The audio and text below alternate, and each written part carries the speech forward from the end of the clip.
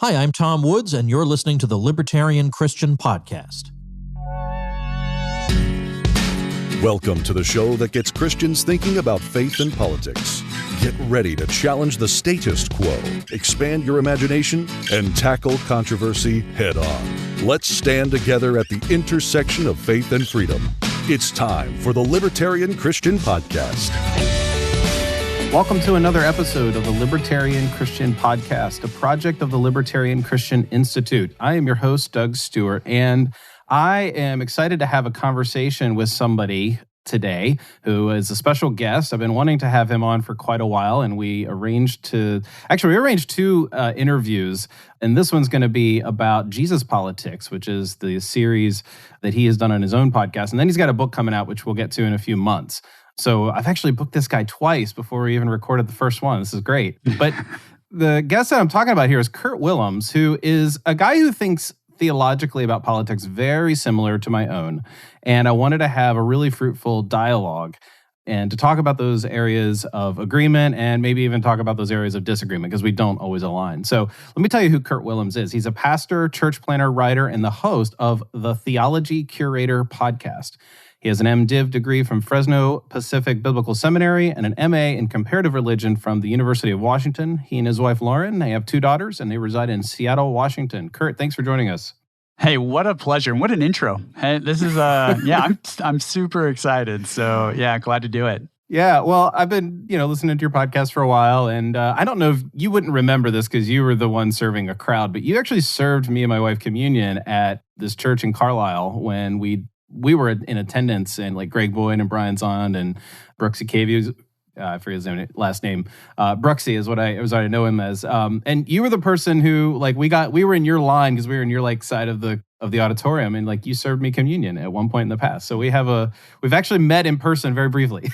Wow. Well, yeah. So that must have been. I'm trying to remember. That would have been the Missio Alliance and baptism thing. Yeah. That was really That was a while ago. 2014, I think. Yeah, I think so. Yeah. No, that was a lot of fun. I got to say some words there and hand people some communion there. So that's cool. Yeah. Yeah, it was really cool. So, I see you and follow you and love your podcast and how, solid your theological musings and teachings are. And you have shared your faith journey over the years on your podcast, and it's very similar to my own in a number of ways.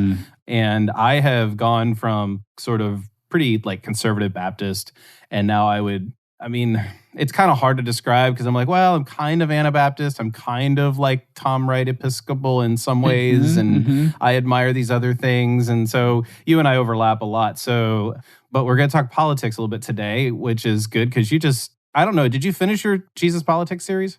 Almost. I'm supposed to do one on the millennium, and I have it all. Do you ever have all of the right resources available to you, but when you go to prepare something, it's just exhausting to try and put it together? Oh, yes. This is one of those. So eventually I'm going to do, because I ended that series, or I'm ending that series with a few talks just on Revelation and politics. And the last one is about millennialism, where I plan to actually, oddly enough, critique things like the social gospel, which maybe there's overlap there. But okay. Yeah. There's always something to critique about everything. So that's part of the prophetic voice, I think, is that we are always self-assessing and self-critical and, intracritical if you're Christian. Oh, yeah. So give me a little bit, so for our listeners, because they may not know you, I'm sure some of them might, give a little bit of your faith journey and then kind of how you started your podcast. Oh, thanks for the invitation, and grateful to be able to share with whoever's listening. My journey is unique to me, but probably in some ways not unique to everyone. There's overlap probably with your story and with a lot of stories, but I grew up in a evangelical context, not as fundamentalist, conservative, as some people that I've gotten to know over the years who are really recovering from something that's really rigid and I'd say oppressive in many ways. Right. Mine was actually not a terrible, when I think about my church growing up, I think, oh yeah, I disagree with them a lot and I've had to outgrow some of the ideas, but I'm not mad at them or anything, where where there's a lot of people that really have a lot heavier burdens because of their upbringing, and I want to honor that. But I did grow up in that environment. I got to know Jesus really early. I also had a parallel part of my life where my mom and dad divorced very, very early in my life, and lived with mom, single parent. And, this ties into probably some of my understanding of politics. We were on welfare. We paid for grocery with food stamps. I mean, it was a very hard time during those early formative years. In fact, there was abuse in the home when a almost stepfather came into the picture. I talk a lot about this in my book, by the way, which we'll talk about next time. But those are all kind of dynamics that really shape my story. And so I end up, by the time I'm in 6th grade, getting ready to transition to a private Christian school. And during 7th, 8th grade, 9th grade, I'm really trying to find myself, like pick up the pieces. I've been in church this whole time, but I'm also recovering in a lot of ways from an abusive childhood that has finally, the abuse part had come to an end. And eventually find Jesus in a renewed way in high school. And during that transition, that was the summer after my sophomore year of high school, I had a powerful just moment with God where I felt called to ministry at a summer camp. And my life trajectory has never been the same since. And so that was really the start. And all of that is within a very, your average conservative evangelical environment. It was a Mennonite church I was reared in, but we weren't very Mennonite. So there's that. I would be considered ethnically Mennonite, and I use air quotes that you can't see right now to describe that. And over the years, I went through a phase in college where I discovered that historical context and the scriptures come together in crazy, illuminating ways. And I became captivated by trying to understand the Bible on its own terms in its historical context, especially the first century world. And that kind of unraveled this whole chain of events that led me to really go all in during my Master of Divinity program. And I explored every topic you can think of, for me at least, like open theism, nonviolence, nationalism, evolution. I really tried to make that season of my life in my mid-20s a season where I could explore a lot of these theological ideas. And then when I came to the University of Washington as a church planter, I had a little bit of freedom to also go to school. That was a time where I really wanted to dive deep into something specific. So I ended up studying Paul within the Roman world, and specifically Romans 13. And I haven't publicly said where I come out on Romans 13 in the specific sense. Yeah. But I can give generalities around that because I may write a PhD someday around it. So that's the only reason I haven't. But all of that to say, that's little glimpses of my story. I eventually, going backwards a little bit during seminary, kind of gave into the Anabaptist thing that as a child I kind of thought was silly, to be honest with you. The nonviolence thing and the community thing, they just drew me in. And so for about 10 or 11 years now, I would say that I've considered myself a pacifist.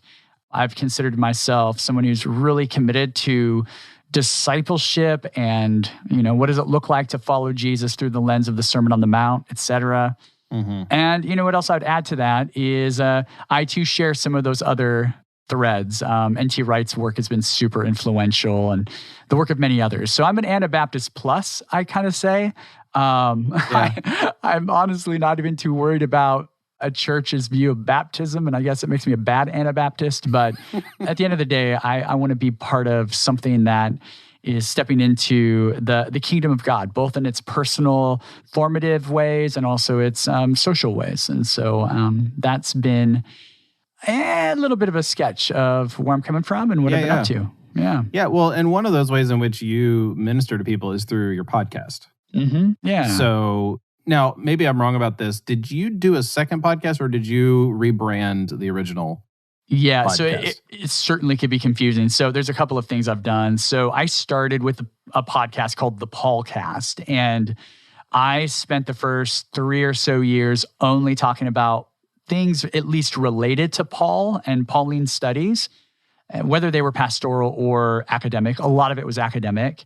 And that really got some really good momentum, and people really loved that. But I'm also a pastor. And so I realized that I kept stretching my topics to be able to include other things, and ultimately decided, you know what, I can still talk about Paul in these ways, but I also want to talk about Jesus. I want to talk about, when cool books come out, I want to be able to interview authors if that's something I'm into at the time. So I broadened the platform. Adjacent to that, I started a podcast that eventually I decided was going to just be a short-term podcast called Rapture Drill, where I did a series of episodes just kind of unpacking Revelation and really talking about those things. If I were omnipresent, or I don't know what omni I need, I would probably keep going on both podcasts. I just don't have time. And so I've kind of let Theology Curator be the thing. There's a piece of paper on my desk. Okay, not literally a piece of paper on my desk, but there could be a piece of paper on my desk of all the spin-off podcasts from this one that I would want to do. But of course, I'm not omni broadcast. I don't know. Yeah, there it is. Something like that. So one of the reasons that actually we wanted to have you on was that you've recently done the Jesus Politics series within your Theology Curator podcast. That has been really, I've just started the Revelation section, so I haven't actually finished the series yet, but I love how you have this like segment of teaching and then you talk with somebody. Yeah. And, it makes me jealous because I want to have someone like you to talk to. So I'm going to cherish this time that we have. Because we don't probably agree on everything. And so which is totally fine, but there's so much. I'm like, I want to know what Kurt thinks about this, or I want to know why he said it that way, or whatever. Yeah. And I don't have all those things written down, but I want to recap for my listeners because it's been a while since I've shared my story, and just so that you kind of know roughly where I'm coming from. I'm gonna absolutely. Probably just a minute or two.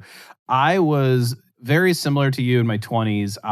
And I'm only a few years older than you, was interested in a fresher version of the faith that I had. Like I was never questioning. I never had I was never really bitter at the hyper-conservative upbringing.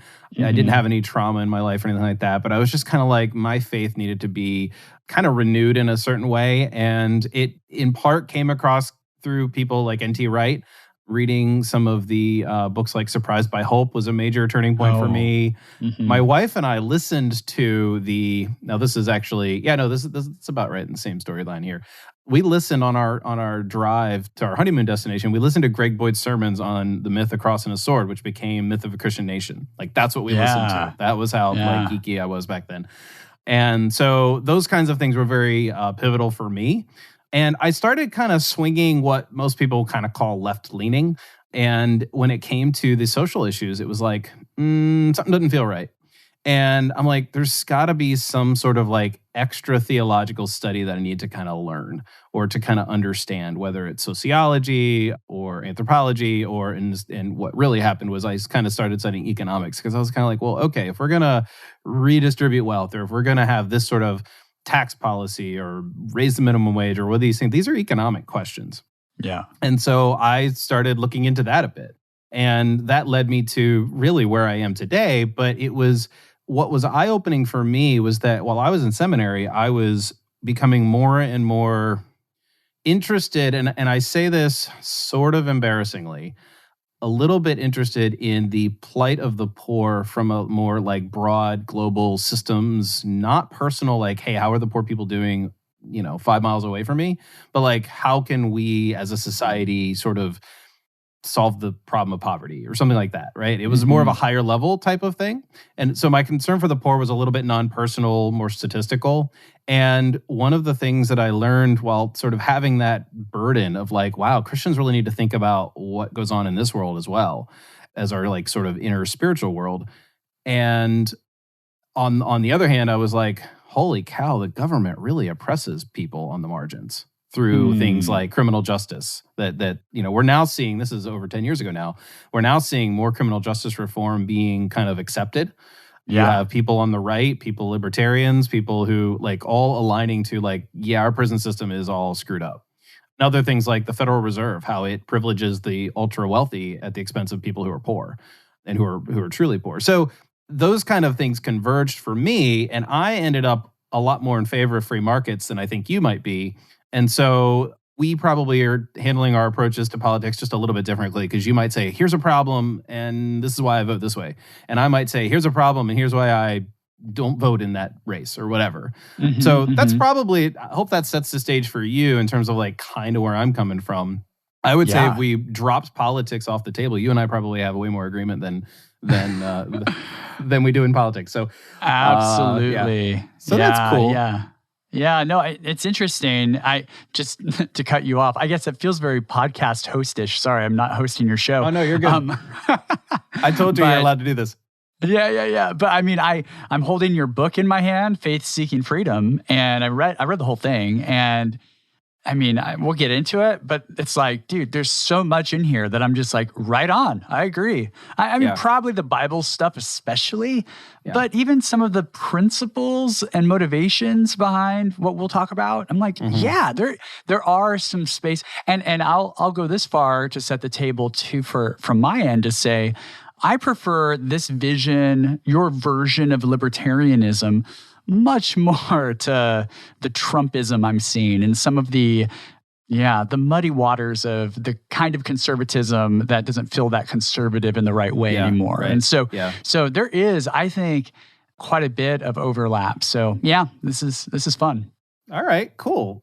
So when you talk about politics, my guess is that you are more specifically using that word as like electoral politics rather than the broader definition of politics. Do you know what I mean by that?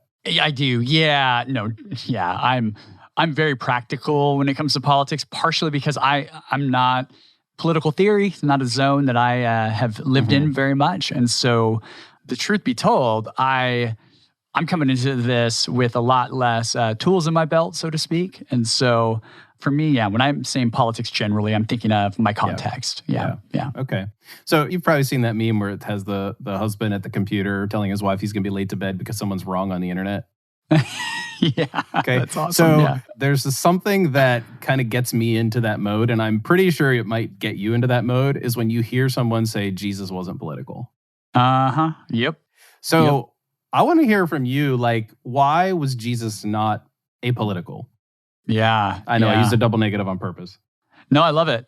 Yeah. And, it's interesting because everything Jesus does involves human beings or himself, right? So, Jesus is thoroughly political, but he's political in a different way. He's not part of a system per se. Like, he's not trying to play the politics of popularity. He's not trying to become elected to this or that position within the Israelite people. He's So in one sense, he didn't side with the factions of like the Pharisees and the Sadducees. Those were kind of the parties. He's probably, historically speaking, he's closest to Pharisaism. I know that sounds really weird to say. Like, he's probably pretty close to Pharisees when it comes to like overall worldview, but he saw the holes in their worldview and he rightfully and justly exploited those holes and said, this is hypocritical on various levels. And so, and what I mean by he's kind of a Pharisee, I think his vision of Judaism, his view of resurrection, obviously is a very Pharisee sort of thing. So there's a lot of ways that he's a Pharisee, but he doesn't join the Pharisees. He's an outsider, and he's able to speak truth and also model truth. And I think that's one of the things we see in Jesus, that Jesus is someone who will speak truth to any system of power, and Jesus will say, so let's model something better. Let's model a different way of organizing our lives together. So the Sermon on the Mount is extremely political, not political like in the local sense of, policy making, but in the lifestyle sense that we're figuring out what it means to be a politic together, a people together. So Jesus invites us into some radical practices in doing that. The Sermon on the Mount is radical. And I would agree with you, as I understand in the book and kind of just overall my conversations with other Christian libertarians, I don't think Jesus is setting an agenda for the nations of the world in the Sermon on the Mount. He's saying, who cares what the nations do? Let's be us. Let's be this kind of people. So but that's political. That's a choice to create something better, and I think that is at the heart of Jesus in a lot of ways. It's interesting that you answered it that way, because as I'm assessing why I would answer it, which I'm about to, it's like there was this missing piece when I was growing up. And I'm still I sort of say this tongue in cheek, I'm a little bitter that I wasn't told growing up that during Jesus' day, there were other revolutionaries claiming to be the Messiah. And I'm like, really? You didn't tell me this? Like, I know. I went to Bible college. I didn't learn this till I don't even know if I learned it in seminary. I probably did. Or they probably mentioned it. That's like kind of around when I learned it. So I don't remember if I learned it in seminary or NT Wright. Yeah. But what was missing was that whole sense of like, what would the people who heard this first already know about what is being said? That's right. And so something like Jesus is Lord. Okay, great. That's a great personal statement. It comes from the Old Testament scriptures. But when you think about it in the context of the first century, it also has very, very specifically political anti-Caesar, anti-empire statement, right? So like Jesus is Lord. Like I didn't know that Caesar declared himself Lord and the Son of God. And it's like, like the Bible is like a 2-for-1 here. It's like, hey, we're going to quote the Old Testament and fulfill the Old Testament, but we're also going to subvert Rome. And we're also going to subvert the empire. And the kinds of things that like make it very clear to me that Jesus was political is that like God chose to become incarnate in flesh at a time where a major empire was declaring peace through war or peace through conquest. And that was when God came to earth, right? And it was very different, was the opposite of that, rode in on a donkey, not a war horse. And so those are the kinds of things that like when I was like, oh, Jesus, he was political. His whole life was contra Caesar. So yeah. Yeah, absolutely. I mean, and we don't take that seriously enough. I think, the reality is that everything about Jesus confronts Caesar, usually implicitly, but every once in a while it's fairly explicit in the New Testament, be it Acts or the epistles or even in Jesus, it's basically explicit, when he says things like, whose image is on that coin, Well, it's Caesar's. Well, give him his money back. Who cares? You give to God what's God's, and you're the image of God, so go bear God's image. Go be the alternative. Screw what Caesar is. I mean, it's pretty, we don't catch all of those idiosyncrasies like you're mentioning.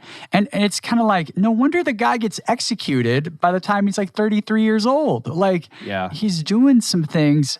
It's not just because he came along one day and said, hey, I think I would like all of you to pray a prayer so that you can feel good about your relationship with God. By the way, I still believe in some of that, but like, he's much more radical than, 4 laws or here's a step into faith. He's like, look, the whole way you orient your world changes when I'm at the center of that world. And, I think that's something we've got to take extra care to wrestle with and communicate during the 21st century, for sure. Yeah. In your Jesus Politics podcast, there's a few phrases that I wrote down as I was listening because I'm like, I can't remember everything I wanted to talk to you about, but politics demands an enemy was one of the things that you said. And again, I think what you're thinking about is like electoral politics, like when we engage with governmental politics, there has to be some sort of enemy. I don't know if you want to elaborate a little bit more for my audience. Now they can go listen to it. By all means, please go listen to it, listeners, because it's a lot more to digest than this one conversation. Oh, yeah. No, I appreciate that. Yeah. And of course, right, that's where language gets sloppy and loose at times. But absolutely. Here I'm thinking of the kind of politics that are power over, we might talk about, in a bit. Yeah, politics demand an enemy because my foundational understanding of politics, in this sense, from a biblical perspective, would certainly start with this idea of shalom being God's vision for the world, right? Relationship with God, self, others, and the created order. You get that in the Genesis accounts. You get that throughout the Hebrew scriptures and reinforced in the New Testament. And so this idea of living in a state of shalom as God's image bearers to the world is what we're supposed to do together. And whenever that's violated, we can either make proper restitution for it, or we find ourselves with a problem that needs some sort of fix. And often, I would say politics, in the sense we're talking about right now, seeks to fix issues that are caused by shalom being disrupted, or another way of saying that, by sin, by alienation between those relational dynamics that I mentioned. But of course, like at its worst, what happens is politics can really cause more alienation. It can actually cause more enemy making, as I get to in the portion of the talk you're mentioning. And so, yes, I think that there is a level at which politics can demand of us that we make an other out of someone who is in our way of our agenda, or ultimately who sees the world radically differently than we do. And I think as people shaped by Jesus, we want to avoid making enemies of any kind. And so live at peace with all people. That's right. Yeah. That's right. Absolutely. Yeah, I think the libertarian impulse here in me is just like saying, but all politics is demanding an enemy, like, because it's like inherently conflictual, because it's all about, and this, I realize it's somewhat American for me to say, it's all about left versus right, or it's all about A versus B, or this team, red team versus blue team versus sometimes green and purple teams, right? And it's all about, if we win, we get our way, or we can have a bigger say for our agenda. And I don't personally, Kurt, have a huge respect for the individuals who seek the kind of power that we've been seeing, at least especially in the last decade, and I would say much further back. I think it's very clear that Donald Trump was in this for himself. I think he might have had a few smaller things that he was like, you know what, I think America needs me for this thing, and I'm going to try to help it my way. And he might sort of have a whatever in it, but he was all about himself. He was, in terms of his church, support for the evangelicals, it was all about using them. I mean, it's like so obvious to me. And so I don't think that most people in Congress, I can't say this because I don't know them, so it's unfair on the one hand. On the other hand, I have a very hard time knowing that these people actually care about the people at large, but they care about their programs and their agenda. And that in and of itself makes me not think of politics at its best, where there's some sort of like, we're coming together to increase shalom and be reconciled to those whom we're against. Yeah. Like, this is all power struggle, like at least in the past 4 years especially, but even, I would say even, and I'm not blaming Barack Obama, but like since that era, at least that's what I'm remembering. That's when I started paying attention. It's like, this is all about jockeying for power. This is all about, stonewalling the other party because you've got 51%. It's all about, making sure that they eat crow because you stop them or whatever. Like, it just gets, oh my goodness, it just gets so messy. So I have a little less hope in that sort of thing than you do, maybe. Oh, well, look, I mean, at the end of the day, the only reason I even hope is a strong word from my end, to be honest.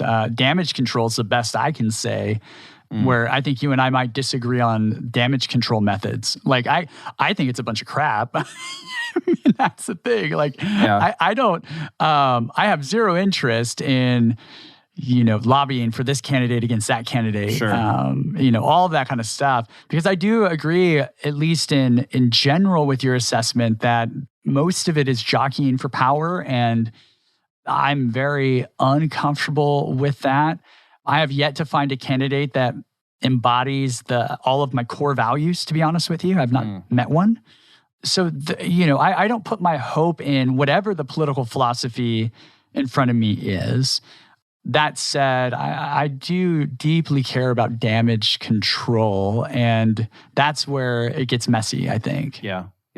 Well, I mean, honestly, I think that's why a lot of former Trump voters decided not to vote for him this time. That it was a bridge too far or whatever. I mean, obviously, I can't know why exactly, but the power over versus power under thing just always resonates. I mean, you've read our book, so we've mentioned that through there. It's like, if you're Christian, you're not going to pursue as the solution or and again, you can sometimes make politicians or political agendas or movements your messiah, right? You can kind of make the movement. Not like, I know some people, were accusing people on the left of thinking of Barack Obama as like the next messiah for our country or whatever. And other people saw Trump that way, right? So, but like you can make movements that sort of, if we only get criminal justice reform, everything will be solved. Or if we only get this. Now, those things are really important to do, but it's not the only part of the puzzle.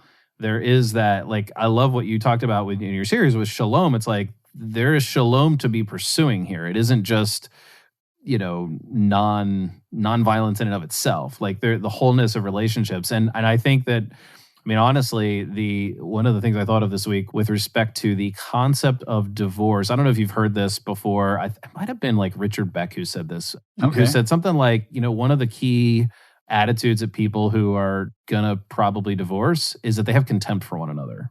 Oh.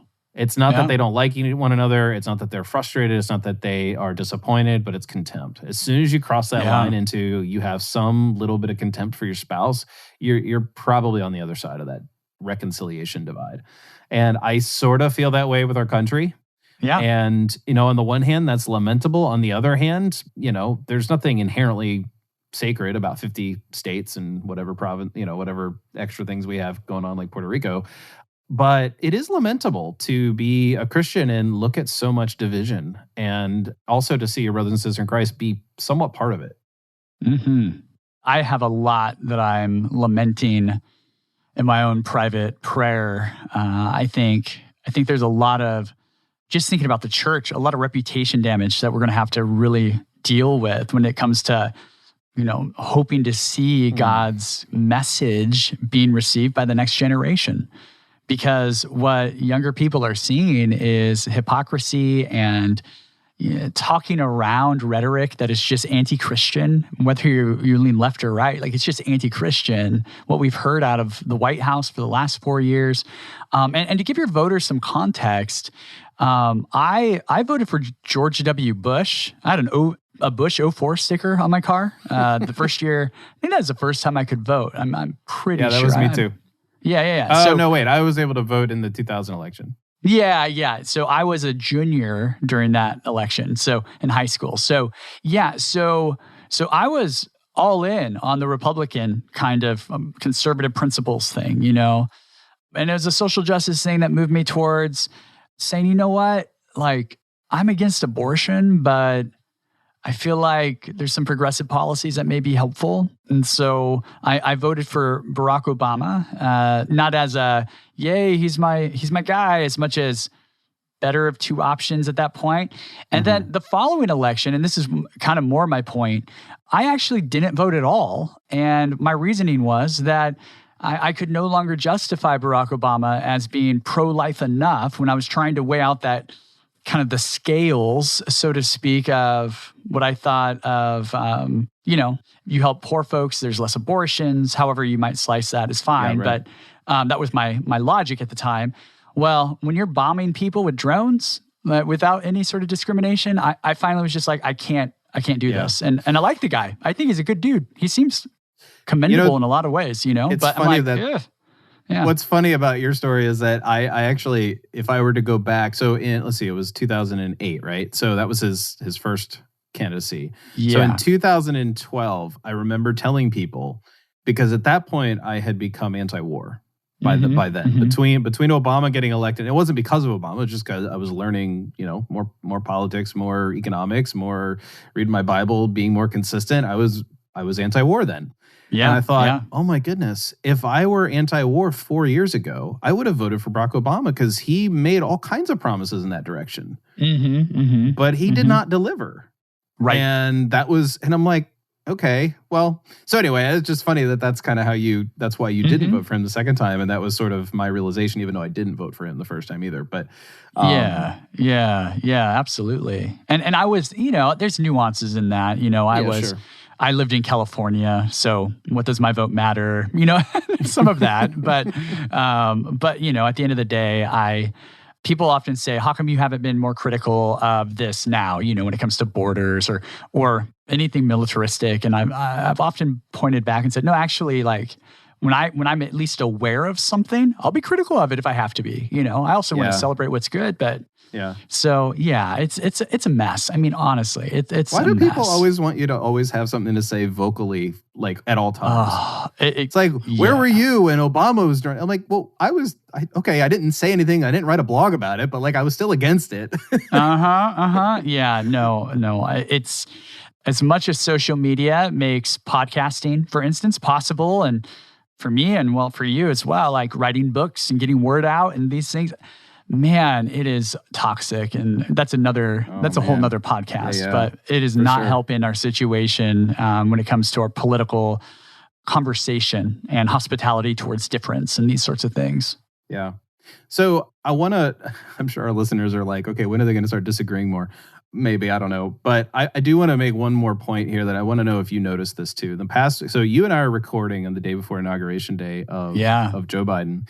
And the past week has been a whirlwind of events, the past 2 weeks, I should say, just a huge issue of like, oh my goodness, what's going on in Washington? I have reports of friends who are flying back from wherever they've been to their homes in the Washington area, and the security at these airports is insane. They said they've never seen anything like it. It's a big deal. And I see that there is a lot of religious language around why people are dismayed at what happened. And there have been like public officials say things like, that the Capitol is a sacred building. Oh, yeah. There are people who are acting like, they basically acted like the temple was violated, right? And I look at this and I'm like, okay, I understand that there's a lot of problems going on there. I think that there is a narrative being told that's a problem, makes some of it worse than it is. And I think some things have come to light over the last few weeks where it was worse than we initially assumed in some ways and not as bad in others. So, of course, there's nuance there. But have you noticed that there's a lot of religious talk and language, sort of reverence around the violations that happened? Oh, yeah. Yeah, and it doesn't surprise me, and part of the reason it doesn't surprise me is because there's religious talk around everything governmental with America. That's just what it is. The American experiment is a religious experiment on so many levels. Yeah. I mean, look at this, right? So people are saying our sacred place was desecrated. And I'm just thinking to myself, sacred to who? Like, it's not sacred to me. It's a nice building. It's historic. I think it's cool. Like, I like visiting DC. It's fascinating. I love that we have these beautiful preserved old buildings. I think it's amazing. But I do not feel more of the Holy Spirit when I step into one of those buildings. So I think it's for Christians now people who are like all in on the Jesus thing, calling anything like that sacred is sacrilege. And they many don't know it. And I wouldn't be like, you are an idolater. I try not to be a finger pointer. I was when I was younger, I think a little more. But I try to say, hey, have you considered like even saluting the flag? That is an act of giving over your allegiance from something holy and beautiful, like, the way of Jesus himself, to a philosophy of, militarism and all of the various things that make the United States what it is. Now, of course, we love American people, but my goodness, it is religious. And even tomorrow, and this was where I was headed, tomorrow, we're going to have an inauguration. That is so similar to, for folks in the high church, an ordination that it makes me sick. It is like we are ordaining our president in a religion. I mean, it's so layered with religious overtones, and the church has got to wake up and remember that our allegiance isn't in who's inaugurated. Our allegiance is in the inaugurated King, Jesus himself. So I'm going to switch hard shift gears here. Do it. I just went on weird tangents. I know. I'm sorry. No. It's all good. No, you said exactly what, sorry. That sounds like I set you up to say what I wanted you to say. I get you. You were hoping I'd go that direction. Good yes, enough. That's right. That's good. Yeah. So I just kind of want, and maybe this isn't too much putting you on the spot, but so you read our book, And you're kind of like, yeah, I'm with you most of the way. But like, were there any parts that like, you're like, I don't know about that. Like, I just can't go there. Yeah. So here's what I keep thinking. And you're all educated, wise people at the Libertarian Christian Institute. So I know you've thought about this more than I have, probably from your angle, right? But you know, the principle is it what's the acronym? NA Non-aggression principle. Yeah. Non-aggression principle. Yeah. In so many ways, I love that, right? I think, yeah, absolutely. Like, I am my own property. I have property. Others shouldn't violate my property. I get that. And I think when there's a transgression, again, that's could be looked at from my framework as a violation of shalom. You know, so there's a lot of ways where I'm like, I get why you go from a theological framework that is so similar to mine to then saying, so let's apply this in these ways. I think that is, honestly, I think it's brilliant, even if I'm not quite there. And where I'm not quite there is I kept wondering to myself, and I'm going to try and articulate this. I finished the back half of the book this morning, so it's still pretty fresh. I guess one of the things that kept coming up for me was, but not everyone is starting with the same history and plot of land. Mm-hmm. I guess that's maybe a metaphorical way of saying that's where I start to get very like I'm with you, but I'm not. Like if we had a level playing field, I could affirm all this. If the playing field were level, I told a buddy this the other day, and he laughed and he was like, maybe. I was like, man, you figure out reparations for Black and Indigenous people, then maybe I'll go all in on the libertarian thing once we've settled that. Okay. You know, because that's where I keep coming back to, and I have other things I can give as examples for my own life, but like on a foundational level, it's that impulse of saying there's not equity among people. And so people are kind of fixed with what they have. And, you know, had white folks treated Black folks the appropriate human way they ought to have been treated for 400 years, well, then they would probably have, proportionate to their population size, the same stake in ownership that most white people do, and they just don't. Same for Indigenous people who, if anyone has really property rights to claim, it's probably them, you know? And so that's where I go domestically. And then I think a mirroring sort of impulse of like, I just can't get there is, you know, I'm not anti-free market, I don't think. But my impression, and I have a feeling you'll have some reasons why this might not be the case, but my impression is that although free markets through competition can create like goods and services that bring prices down for us here in the States, you know, and maybe that helps level the playing field in the poverty and social justice section. I got the impression that was part of the philosophy. Mm-hmm. And I respect that. Like I don't think this is, you know, it doesn't make me feel uncomfortable, except that those goods and services are often dependent on foreign situations where that same sort of non-aggression isn't applied. And so we get sweatshops, we get slave labor, we get all of these things. And if we keep things so free that we just trust people and then the corporations they build up to do the right thing, even if it's helping us here at home, I don't know what that does in the sense of the ongoing economic globalization and the imprint of the U.S. in that. And so those were like, man, I get it, but I can't imagine starting there unless we had a foundational baseline here domestically, and other nations also had policies in place or whatever, systems in place so that they wouldn't be exploited.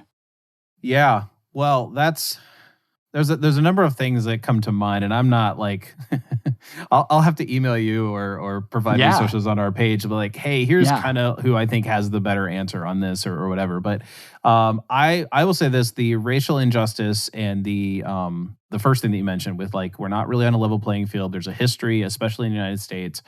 I've wrestled with that as well.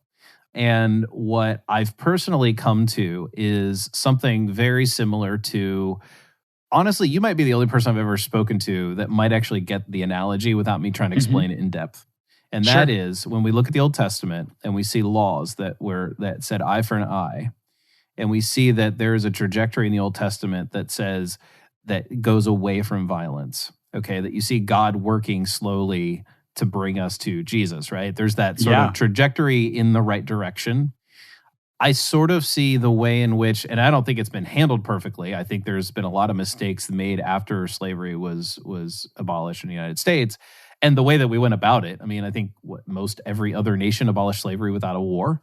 Like, there's something in our DNA that, you know, it's problematic on that level. Yeah, we like to fight.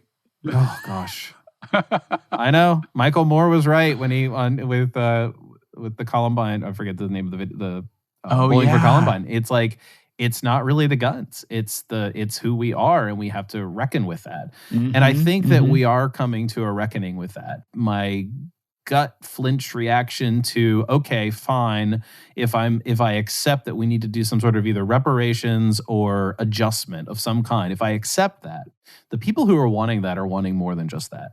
They're not aiming for let's level the playing field. They're aiming for the power over to stick it to the white man or whatever, if you will. Like, and again, that's me attributing a little bit of malice or a little bit of like an agenda that may not be there, but it doesn't seem like I don't think those are groundless concerns. Now, there are some places that I would go to be like, hey, here's some answers from libertarian perspective that would sort of deal with this, or would sort of critique how it's been dealt with and say, hey, this would have been a better deal for Black people if we had done it this way. And it would have been a more libertarian deal if we had done it this way. With respect to global capitalism, it might be helpful to think about the difference between like capitalism as a system that is dominated largely by the United States and the West, as opposed to like freed markets or free, you know, some libertarians will go in like freed markets versus like they're actually free rather than like constrained by these rules that we call capitalism. I just use the word free market capitalism because, you know, at the end of the day, I don't think of America doing business with another country. I think of you and me, Kurt, buying goods and services, or usually goods from another individual who lives in another country or even in our country, right? Like I think of this a little more individualistically. With respect to like things like sweatshops, I know that, okay, I can't speak for every situation of a sweatshop, but largely what ends up happening there is that those things that we would call a sweatshop are actually the one step up, are the like sort of one level up of, okay, we were now all poor farmers. Like think of the Chinese 30 years ago. When you and I were a kid on TV, we would see poor people on TV and we would, you know, be asked to donate just the price of a cup of coffee a day. That's what I remember on the TV. That's like almost non-existent. And so like the people didn't line up to be in these like sort of sweatshops making computer components because it was worse off for them. It was because they were in the farm. They were like, those people are no longer poor. You and I can afford things that our parents couldn't. And, you know, you're a pastor. I don't know what you make, but it's probably not a super high salary. You're in Seattle, so maybe compared to other places, but like you and I are able to afford the technology to do what we're doing, right? We're able to like have certain luxuries in our life that my parents didn't have, that our parents may not have had. And that is because we have cheaper goods. And at the same time, and I honestly really, truly get like a physical reaction in a good way, like shivers or whatever you want to call it. Like I actually get excited about the fact that there are millions of Chinese people who their conditions aren't as good as what we would find in America in terms of their working conditions. And there's a lot of work to do, but they're no longer poor like as their parents were. And that, like, again, it's imperfect. Like whatever policy you might want to say, well, we should have this policy, it's going to be imperfect. Well, that's going to be this. I would want people to have the same allowance for the market to do its work over time. And I don't think that's a blind faith in the market. Okay. And if it is, if people like sort of accuse us libertarian Christians of being like, oh, you just have this blind faith in the market. Brian McLaren calls it a theopolitics, or theocapitalism is what he calls it. And it's like there's this blind faith in the invisible hand. And I would say this.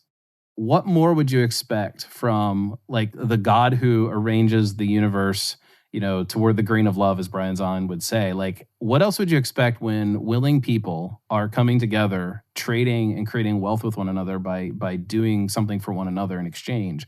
What else would you expect but better things? Maybe not a perfect outcome, because there's always more than just two parties involved, but like, we're getting better in that way. And so my sort of like hindsight, oh my goodness, look what we've done in the last 30 years. I mean, our poverty rate has plummeted. Yeah. And there are now people saying that by 2050, we won't have what is called abject poverty anymore in the world, because we'll get there. So anyway, I could keep ranting, and I it's good. Don't want to keep you too long, but No, that's that. I mean, I think all of those things are definitely worth considering, and I think this comes up in the book a little bit. Sometimes libertarians are accused of having too much trust in people, kind of too much faith in their goodness, and I think honestly, I still share a little of that. And this is not just for. I want to say for Christians. You mean a little concern that we might do that? Well, yeah. The simplistic way these things have been outlined in the past are like, these things are the role of the church, not the role of the state, or however you want to like frame that conversation. You all are much more nuanced than that, in my opinion, but that's kind of like the rhetoric that's out there. And then it's, well, the church can't possibly handle this kind of a load. It's, and I think, anyway, I think you do a good job of addressing some of those things. But I think where I'm going is just simply to say that, fundamentally, I'm like, I could see how freed markets could really do lots of good. And I assume they have. And it's not like I have a deep philosophy on, no, I think we need to close down capitalism. I honestly think that'd probably be bad. I just think it needs to be a regulated thing, at least at this point in my journey. But I think what you're saying makes a lot of sense, and I want to continue to hold those things as possible. Can I cut to one other, I think, big difference that I got from the book? Because I know we're getting close on time here. I think the other big thing is the immediacy of the solutions. That also, I think, is something that you all address in some ways, but I find myself still not in a place where I can affirm, like, these ideas will eventually lead to competition that eventually leads to more justice and these things. And I'm like, okay, that as a political philosophy, maybe that's actually right. But what's going to help the person who's struggling tomorrow? Yeah. And that's my other issue. So maybe that's more pragmatic than it is philosophical. And that's where I wonder where my gap comes in again. It's much more on the pragmatic here and now. What will alleviate the most suffering for the person who is suffering in this moment? And then what will prevent that suffering in the future? Well, maybe the libertarian idea is the answer to that future thing. But I'm curious. I become very curious about the now, and I put myself into this just to say, I was that kid on welfare and food stamps and in an abusive household.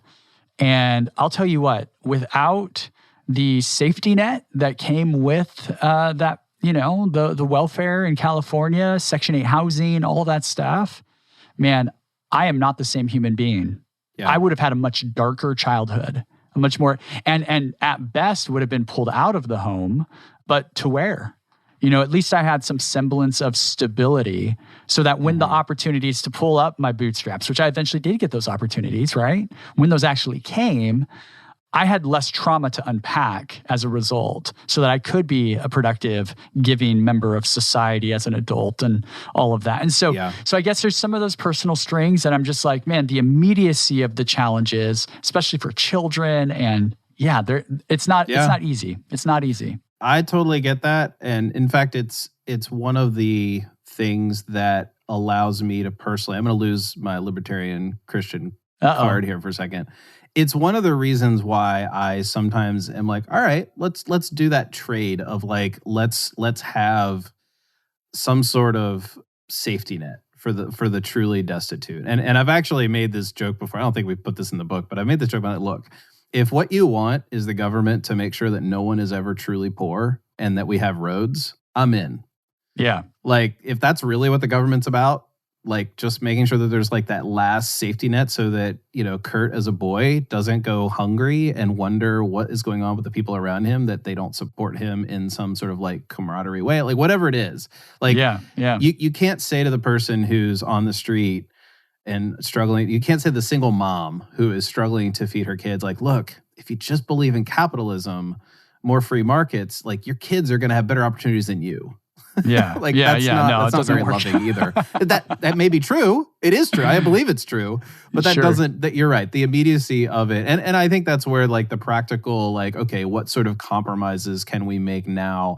And I would say, to close this out really rapidly, and you and I can talk offline eventually, is that the more local, the less empire it is. So like if my local county is what most libertarians would call overbearing or whatever, that's very different from a Biden or Trump or Obama or whomever administration or Congress, just generally. Like the idea that under like 500-600 people get to sort of decide how the entire 350 million of us live or kind of what rules is kind of like no, we need people who are, so the subsidiarity that is sort of as a very Catholic principle. Catholic social principle, that's really important to me too. It's like, hey, and I think for the most part, the welfare system in the United States has gone more toward that than anything.